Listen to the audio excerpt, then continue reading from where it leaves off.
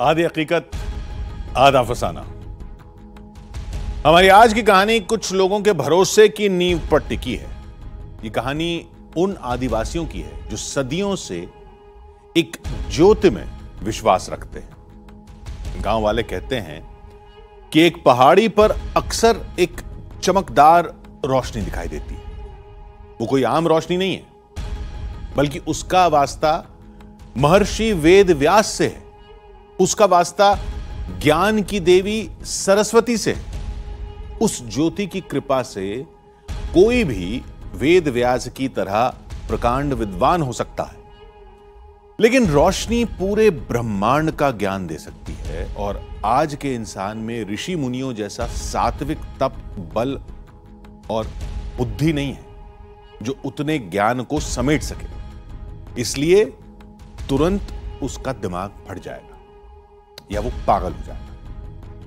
हमें इन दावों पर यकीन तो नहीं था, लेकिन रोशनी दिखती है तो वहां कुछ तो जरूर होगा। अब वो क्या है, चलिए देखते हैं।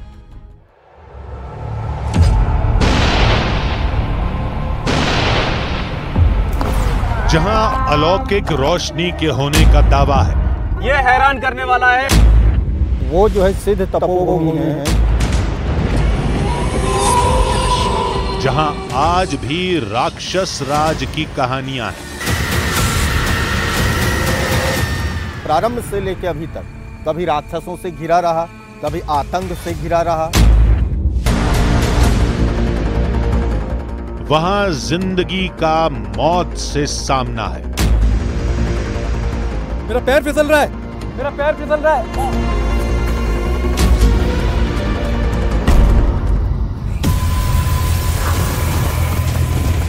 एक तेंदुआ आके जो है एक बच्चे को पकड़ के ले गया और खा दिया। सांसें थामने वाले सफर से गुजरकर मेरी तो सांस अटकने लगी है जैसे भालू को देखा है। मुसीबतों से टकराकर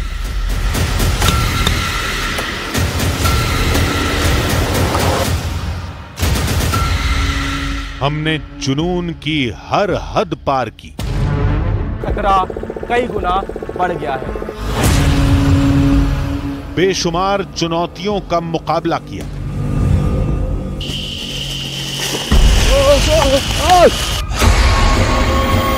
आज हमारे साथ वहां चलिए जहां कोई नहीं जाता। जो गया वो उसकी भारी कीमत चुकाता है।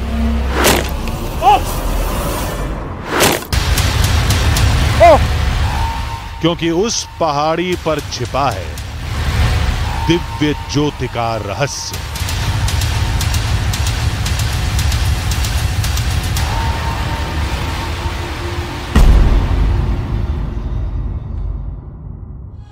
अभी जो कुछ आपने देखा वो दरअसल इस कहानी का छोटा सा ट्रेलर था।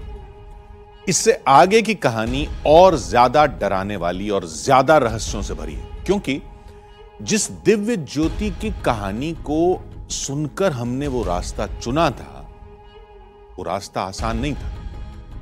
हमने अपने जुनून की वजह से कदम आगे तो बढ़ा दिए थे, लेकिन हर एक कदम हम पर भारी पड़ रहा था। तो आखिर कैसा क्या हुआ हमारे साथ? क्या ये सफर हमारी जिंदगी में कभी ना भूलने वाला सफर बन गया? क्या वहां मां सरस्वती की ज्योत वाकई है तो मां उस रूप में कैसी दिखती हैं? आज आधी हकीकत आधा फसाना में हम आपको यही दिखाने वाले हैं।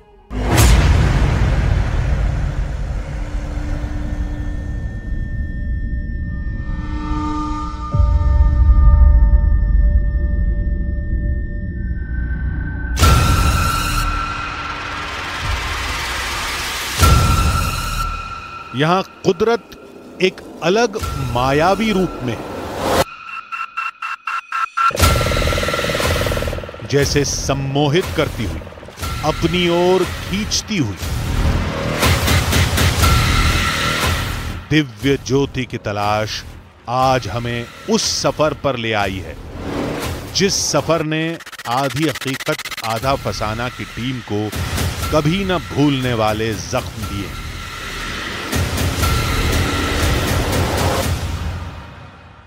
अगर हम आपसे कहें कि आप कौन से मंदिर जाते हैं, कौन से तीर्थ जाते हैं, तो आप उन जगहों के नाम बताएंगे जहां पर हजारों लोग जाते हैं या फिर उन जगहों के बारे में पूरी दुनिया जानती है।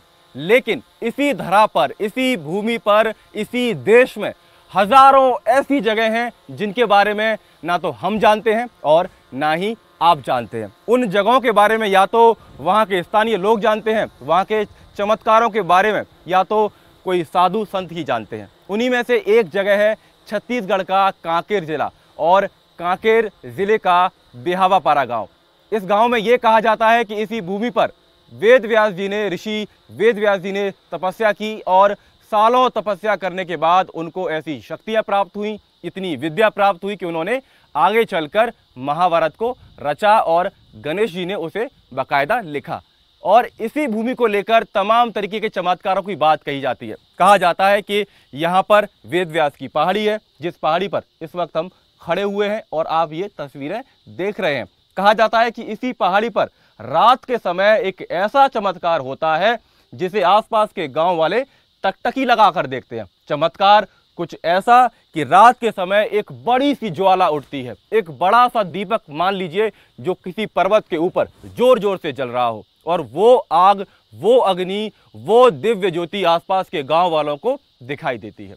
इसी के बारे में जानने के लिए आदि हकीकत आधा फसाना की टीम पहुंची है बिहावापारा गांव, जो कि राजधानी दिल्ली से तकरीबन 1300 किलोमीटर दूर है। व्यास पहाड़ी तक पहुंचने के लिए गांव वालों ने हमें 3 रास्ते बताए।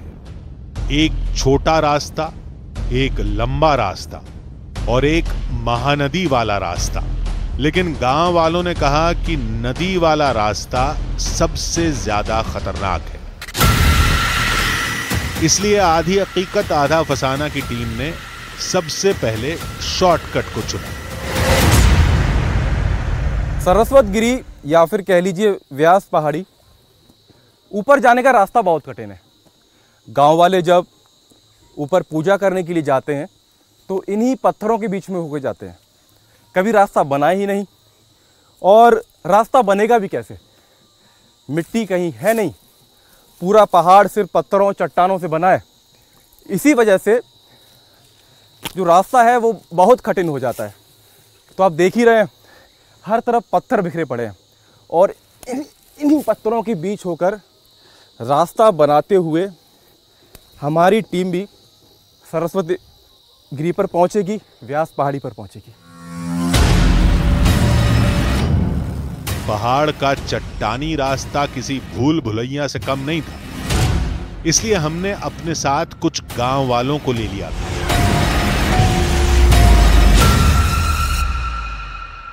व्यास पहाड़ी दंडकारण्य जंगल का हिस्सा है, और जंगल है तो तमाम तरीके के खतरे भी हो सकते हैं। इसीलिए अकेले जाने की हमारी हिम्मत नहीं हुई, तो गांव वालों का सहारा लिया। गांव वालों ने कहा कि हम आपके साथ चलेंगे और आपको दिखाएंगे कि व्यास पहाड़ी पर आखिर किस जगह दिव्य ज्योति जलती है। इसलिए सभी गांव वालों के साथ अब हम भी व्यास पहाड़ी के ऊपर चलने के लिए तैयार हो गए हैं, और अब चढ़ाई हमने शुरू कर दी है।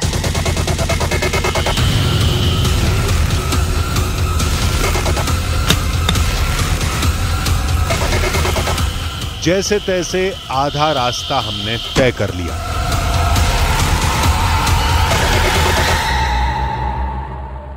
व्यास गुफा की तरफ बढ़ते हुए हमने तकरीबन आधा रास्ता पूरा कर लिया है, और ये बड़ी बड़ी चट्टानें आप देखकर समझ सकते हैं कि कितना कठिन ये रास्ता है, कितना कठिन ये सफ़र है, क्योंकि हर तरफ आपको सिर्फ बड़ी बड़ी चट्टानें देखने को मिलेंगी, और इन्हीं चट्टानों को पार करते हुए हमें व्यास गुफा तक जाना है, जो कि व्यास पहाड़ी सरस्वत गिरी के एकदम ऊपर बताई जाती है। और तकरीबन 3 किलोमीटर की चढ़ाई हम इस वक्त कर चुके हैं, और अभी इतनी ही चढ़ाई और बाकी है। आगे का रास्ता और ज्यादा चुनौतियों से भरा था। जंगल आपको जीवन जीना सिखाता है। अभी तक सब कुछ वैसे ही चल रहा था जैसा हमें बताया गया था, कि तभी विशाल पहाड़ ने हमारा रास्ता रोक लिया। ये तस्वीर देखिए, सीधा आपको पहाड़ देखने को मिलता है। और अब गांव वाले कह रहे हैं कि आपको इसी पहाड़ से चढ़ना है।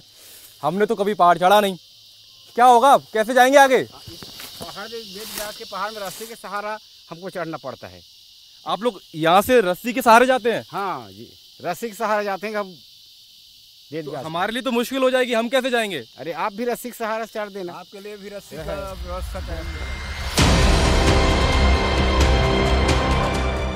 गांव वाले तो इस पहाड़ पर चढ़ सकते थे, लेकिन हमारे लिए इसे पार करना असंभव था, इसलिए रस्सी का बंदोबस्त किया गया। ये रस्सी जुगाड़ी गई है और गांव वालों का कहना है कि वे हमेशा जब पहाड़ी पर चढ़ने की कोशिश करते हैं तो इसी तरीके से अपने साथ रस्सी लेकर चलते हैं। तो अब हम ये रस्सी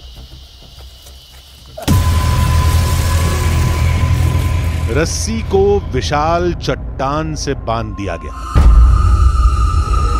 और फिर यह तय किया गया कि कहीं इसके टूटने का खतरा तो नहीं, क्योंकि यहां से नीचे गिरने का मतलब था सीधा मौत। बिना गांव वालों के ये सफर बहुत मुश्किल है। गांव वालों की आदत होती है तो उनके हाथ नहीं कटते हैं, और जो मैं महसूस कर पा रहा हूं, ओ गांव वालों की मदद से ये रस्सी बंदी हो, एकदम सीधी पहाड़ी है।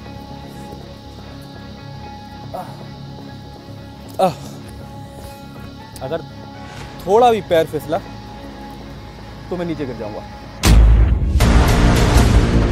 अगले ही पल मुसीबत ने हमारे कदमों को जकड़ लिया। मेरा पैर फिसल रहा है, मेरा पैर फिसल रहा है।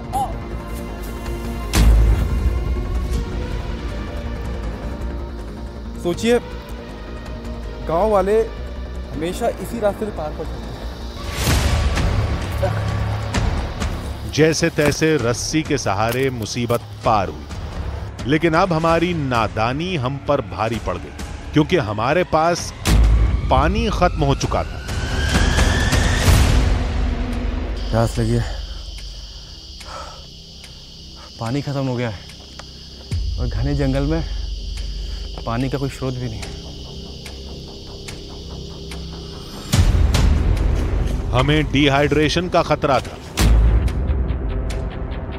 लेकिन कुएं में जो पानी था वो हमें और बीमार कर सकता था। अब जंगल के पानी के सहारे हैं, लेकिन दुविधा यह है कि पी सकते हैं पानी क्या? ना, ये पानी पीने लायक नहीं है। अचानक पानी की कमी के असर ने अपना रंग दिखाना शुरू कर दिया।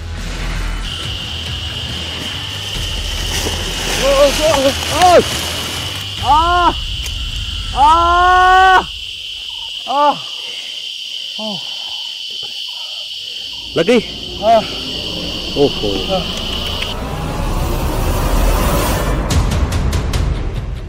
दिमाग अब काम करना बंद कर चुका था।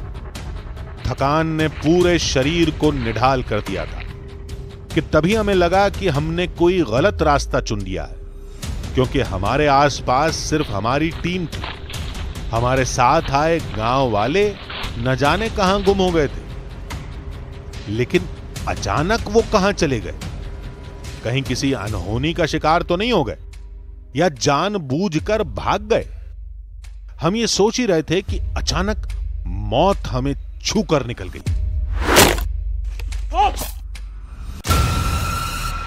आधी हकीकत आधा फसाना की टीम बाल बाल बची थी।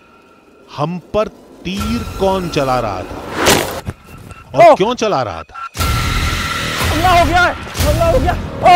ये हमारी समझ से बिल्कुल परे था, लेकिन इतना जरूर समझ आ गया था कि ये जो भी हैं वो ये नहीं चाहते कि हम वेद व्यास की पहाड़ी तक पहुंचें, मां सरस्वती की ज्योत का रहस्य सुलझाएं।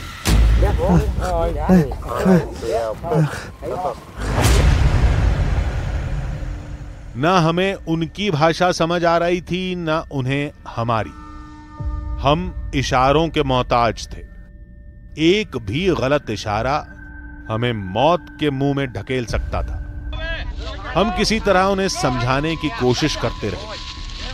किसी तरह हम उन्हें यह यकीन दिलाने में कामयाब रहे कि हम उनके लिए खतरा नहीं है, जिसके बाद उन्होंने हमें जाने दिया। लेकिन आदिवासियों ने इस बात का इशारा जरूर कर दिया कि आगे खतरा है और हम पीछे लौट जाएं। जंगल के रास्ते पहाड़ी पर चढ़ना चाहते थे, लेकिन आदिवासियों ने हमला कर दिया, रोक दिया। अब नदी के रास्ते जाएंगे। लेकिन नदी तक पहुंचने के लिए पहले इस अचानक आए रहस्यमयी जंगल को पार करना होगा।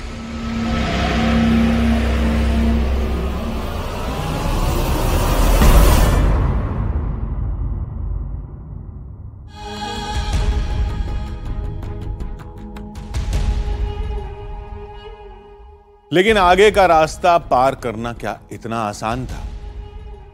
यह सवाल इसलिए क्योंकि न तो हमारे पास पानी था, न ही खाने का कोई दूसरा सामान। हमें यह भी नहीं जानते थे कि नदी के किनारे तक पहुंचने के लिए हमें अभी और कितने किलोमीटर का सफर तय करना है। रास्ते में क्या क्या खतरे आएंगे यह भी नहीं पता था। हम अब तक जितनी मुसीबतों का सामना कर चुके थे, उन्होंने हमारे हौसले को खत्म तो नहीं किया था, लेकिन हां, उसे डगमगा जरूर दिया था। हमारी टीम ने यह ठान लिया था कि भले ही हमें आदिवासियों ने आगे बढ़ने से रोक दिया, लेकिन हम व्यास पहाड़ी और दिव्य ज्योति की कहानी का पता लगा कर रहेंगे, और यही हमारी सबसे बड़ी भूल साबित हुई।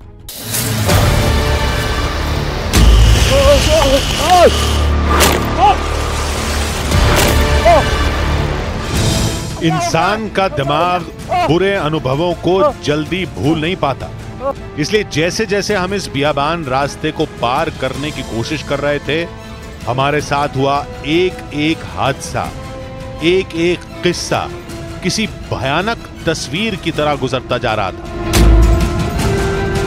भले ही आदिवासियों ने हमें छोड़ दिया था, लेकिन हमें तो यह भी बताया गया था कि रास्ते में और कैसे कैसे खतरों का सामना करना पड़ सकता है। ये जो व्यासपीठ है, ये जो पहाड़ है, ये बहुत ऊंचा में है, और ज्योति पुंज तो दिन को जलता नहीं है, वो रात को ही प्रज्वलित होता है। अब जब रात को प्रज्वलित होता है तो उस पहाड़ पे जो है भालू, तेंदुआ, चीता, ये सब जानवरों की वहां पे जमवाड़ा है, तो वहां पे देखने कौन जाए? यानी अब अगर किसी जंगली जानवर से सामना हुआ तो उससे कैसे बचेंगे? क्योंकि यहां न तो साथ देने के लिए गांव वाले थे और न ही हमारे पास कोई ऐसा हथियार जिससे हम खुद को बचा पाते। व्यास पहाड़ी और उस दिव्य ज्योति की कहानी को समझने के लिए कितनी और मुसीबतों का सामना करना होगा, यह बात हमारी समझ से परे जा चुकी थी। तभी अचानक हमारा सामना लंगूरों के एक बड़े झुंड से हो गया। यह झुंड इतना बड़ा था कि हम पर हमलावर भी हो सकता था, लेकिन शायद वो हम पर हमले के मूड में नहीं थे, बल्कि वो हमें किसी अनजान खतरे से आगाह कर रहे थे। लंगूर चीख रहे थे, शायद उन्होंने किसी खतरे को देख लिया था, झाड़ियों में छिपे किसी खूंखार शिकारी को जो हम पर अपनी नजर बनाए हुए था। और तभी हमारा सामना एक विशालकाय भालू से हो गया। जैसा अंदेशा था वही हुआ। गांव वालों ने कहा था कि पहाड़ पर ऊपर आपको जंगली जानवर देखने को मिलते हैं। भालू नीचे उतर आया है। ये देखिए खतरा बहुत ज़्यादा है। यहाँ पर पीछे हटना होगा यहाँ से, क्योंकि जंगली जानवर है, हमला कर सकता है। और ये लगातार कहा जाता है कि इस पहाड़ी के ऊपर कई तरीके के जंगली जानवर रहते हैं जो शाम के समय नीचे उतरते हैं। किसी इंसान की मौजूदगी को भालू कई किलोमीटर दूर से महसूस कर सकता है, और यह भालू तो हमसे महज कुछ मीटर की दूरी पर था। कुछ भी हो सकता था। भालू घूर रहा है और अब बीट करके वापस जाता हुआ। तो अब एक बार ये चला जाएगा, ये देखिए बार बार रुक रहा है। एक बार जब चला जाएगा तो फिर से दोबारा से हम आगे का सफ़र तय करेंगे।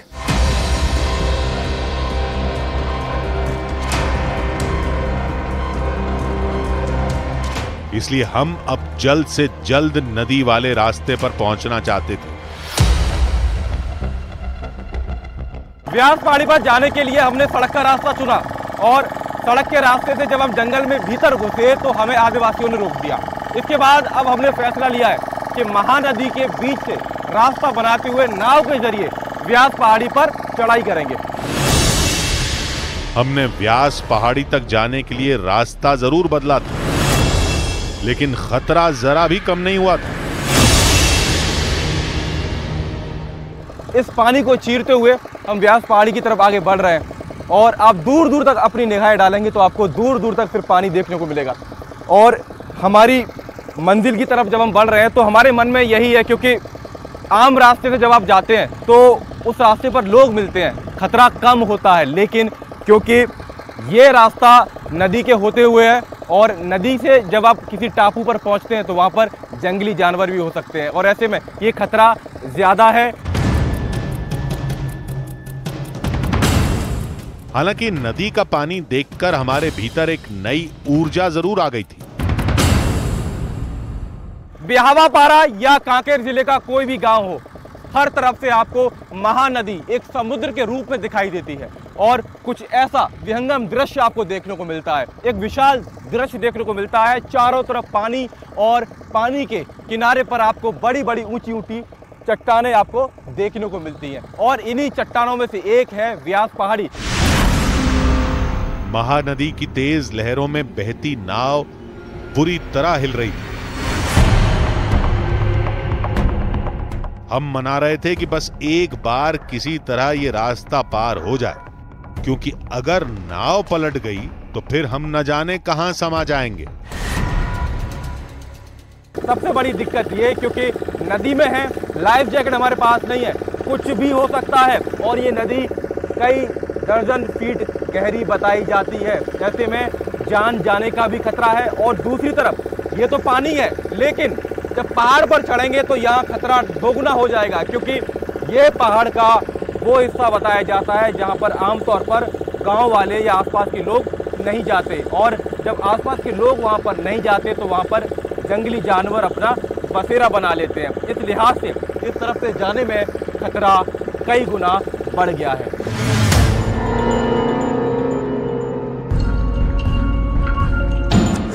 कोई अनहोनी नहीं हुई, नाव किनारे लग गई। तो महानदी होते हुए हम व्यास पहाड़ी पहुंच चुके हैं और ये व्यास पहाड़ी का वो हिस्सा है जो आधे से ज़्यादा पानी में डूबा हुआ है और अब यहाँ पर खतरा ज़्यादा है, क्योंकि हम लगातार जो आपको बता रहे हैं कि ये वो हिस्सा है जहाँ से आमतौर पर लोग और गांव वाले नहीं जाते हैं। और अब हम व्यास पहाड़ी के इस छोर से चढ़ाई करने वाले हैं और उस गुफा तक जाएंगे जहाँ पर ये कहा जाता है कि रात के समय एक दिव्य ज्योत जलती है। कुछ देर के सफर के बाद अचानक हमने वो देखा जिसका हमको यकीन नहीं था। ये वही रास्ता था जो हमारे साथ हुए हादसे के बाद अचानक गायब हो गया था। सरस्वत गिरी या व्यास पहाड़ी, आप जो चाहे से कह लीजिए। व्यास पहाड़ी के ऊपर कई सारी गुफाएं हैं, लेकिन सबसे कठिन और जटिल रास्ता व्यास गुफा के पास पहुंचने का है, क्योंकि ये गुफा व्यास पहाड़ी पर बाहर की तरफ है, चट्टानों के बीचों बीच है। इसीलिए यहाँ पर गांव वाले भी कम आते हैं और जैसे ही जब शाम ढलती है तो जंगली जानवरों का खतरा भी यहाँ पर बढ़ जाता है। कुछ घंटों की तलाश के बाद हमें एक गुफा दिखाई दी। क्या यही महर्षि वेद व्यास की गुफा थी? क्या यहीं उन्होंने तपस्या की थी? रोमांच से रोंगटे खड़े हो रहे थे। तो आखिरकार हम पहुंच गए हैं व्यास पहाड़ी के ऊपर, व्यास गुफा के एकदम भीतर, और शायद जो दावा किया जाता है कि इसी पहाड़ी से एक लौ दिखती है, एक दिव्य ज्योति दिखाई देती है। भीषण गर्मी के समय में भी ये गुफाएं बेहद शीतल रहती हैं, बेहद ठंडी रहती हैं। लेकिन अगर आप इन गुफाओं को देखेंगे तो आप डर सकते हैं। डर इसलिए सकते हैं क्योंकि इन गुफाओं के आसपास कुछ ऐसे रास्ते यहाँ पर देखने को मिल रहे हैं जो कहाँ तक जाते हैं किसी को नहीं पता। गांव वाले कहते हैं कि इन गुफाओं में वे एक सीमित दायरे तक ही भीतर जा पाते हैं। अंत में ये गुफाएं काफी गहरी बताई जाती हैं। हालांकि इस पूरे इलाके में ये कहा जाता है कि भालुओं की तादाद बहुत ज्यादा है और ऐसे में इस बात से बिल्कुल हैरानी एक तरीके से उसको नकारा नहीं जा सकता कि यहाँ पर भालुओं की मौजूदगी हो, क्योंकि इन गुफाओं के भीतर ही कई भालू पहले देखे गए हैं और ये दावा गांव वाले करते हैं। गुफा के अंदर हम आगे बढ़े तो हमारी मुलाकात एक शख्स से हुई जिसने हमें वेद व्यास गुफा से जुड़ी चौंकाने वाली कहानियां बताई। वो ज्योत जो दिखाई देती है वो ऊपर से पहाड़ी पर आके दिखाई देती है, ऐसे गांव में से ही दिखाई देती है? गांव में से भी देखते हैं, ऐसे पहाड़ी भी तो आके नहीं देखे हैं, गांव से दिखता है। इस जंगल में कौन कौन से जानवर हैं, किस तरह के जानवर हैं? यहाँ भालू भी है, चीता भी है और कई प्रकार के जानवर हैं। लोग ऐसा मानते हैं कि इसी वेदव्यास की पहाड़ी पर यहाँ पर वेदव्यास जी ने तपस्या की और अब इस गुफा के आसपास से ही एक दिव्य ज्योत दिखाई पड़ती है जो रात के समय एक लौ बनकर इस पहाड़ी के ऊपर से ऐसे उठा करती है। बड़ा कैमरा गुफा के ज्यादा अंदर तक नहीं जा सकता था, लिहाजा छोटे कैमरे के सहारे हमने गुफा का वीडियो बनाना जारी रखा। यहां पर इतनी ही जगह है कि एक आदमी जा सकता है, तो अब हम इसके अंदर जाने की कोशिश कर रहे हैं। और ये देखिए कितना गहरी ये गुफा है और जहां तक टॉर्च जा रही है, जहां तक रोशनी जा रही है, वहां तक हम यहाँ पर जाने की कोशिश कर रहे हैं। कुछ वक्त पहले ही हम भालू से बचे थे और यहां भी भालू के होने का खतरा था। गुप्त अंधेरा है, जिसे गुप्त अंधेरा कहते हैं। ये खतरनाक हो सकता है क्योंकि यहाँ पर कहा जाता है कि कई तरह के जानवरों का निवास हो सकता है। हमें लौटना पड़ेगा यहाँ से क्योंकि इसके आगे नहीं जा पाऊंगा।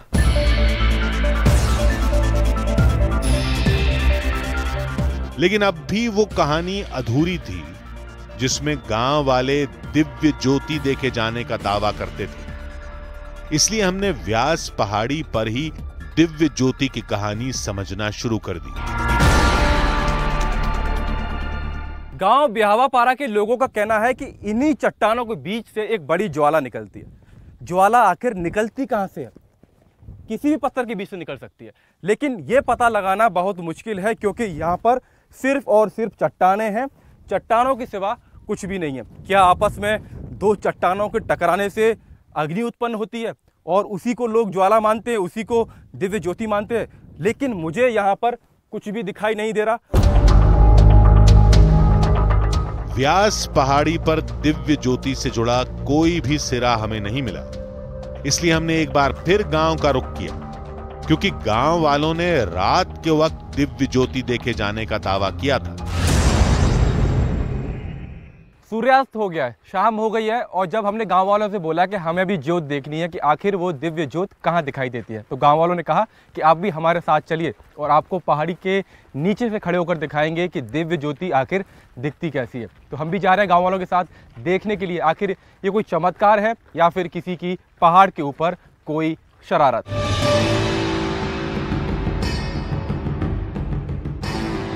शाम जैसे जैसे ढलती गई, गांव वालों का जमावड़ा बढ़ता गया। हर किसी को मां सरस्वती की ज्योत स्वरूप का दर्शन करना था। दिव्य ज्योत कहाँ दिखाई देती है आप लोग को? पहाड़ी के ऊपर दिखाई देते हैं ज्योत। इधर कम से कम ये 100 साल से 1000 साल हुई, पर हम भी नहीं जाने, पहले से ज्योत जलता था।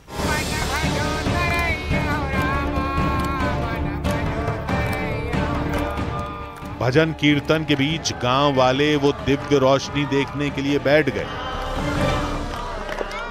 ब्यावापारा गांव में कोई मंदिर नहीं है, ना ही कोई धाम है। कोई त्योहार होता है, कोई पर्व होता है या किसी की जयंती होती है तो पूजा व्यास पहाड़ी के ऊपर ही होती है। अब आप देखिए, दिव्य ज्योत देखने के लिए यहाँ पर सभी ग्रामीण इकट्ठा हुए थे और दिव्य ज्योत के इंतजार में अब यहीं पर ही कीर्तन शुरू हो गया है।